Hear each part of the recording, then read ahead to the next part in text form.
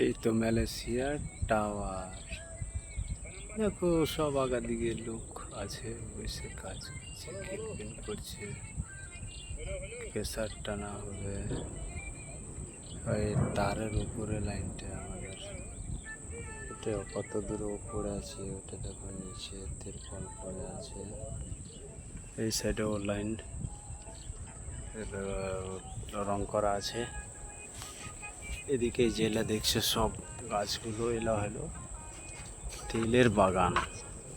মালয়েশিয়ার যতগুলো দেখছেন সব তেলের বাগান, সব তেলের। ওখানে দেখো হাইওয়ে রাস্তা, এটা মোবাইল টাওয়ার, হাইওয়ে রাস্তা, ওইটা হলো আমাদের ইনকাট পয়েন্ট। এটা 4 কিলোমিটারের ড্রাম, আমরা কাজ করছি।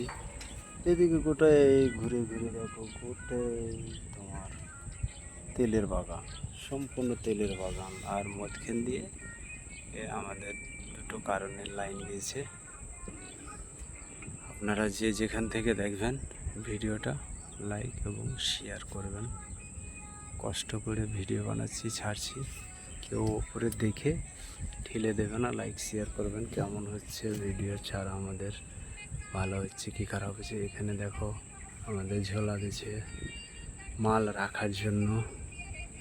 এতে পানির ঢপ, আমাদের জল খাওয়ার।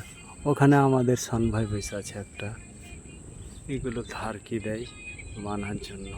করসম করসম আছে, তোমার ছোট আছে, করসম ভেঙে যাবে তার জন্য দিয়ে গেছে। ওইখানে এই সেন্টারে একটা ছোট দেখছেন গাড়ি, আমরা ওই গাড়িগুলোতে মাল বাইরে করি এবং টানি সবাই মিলে।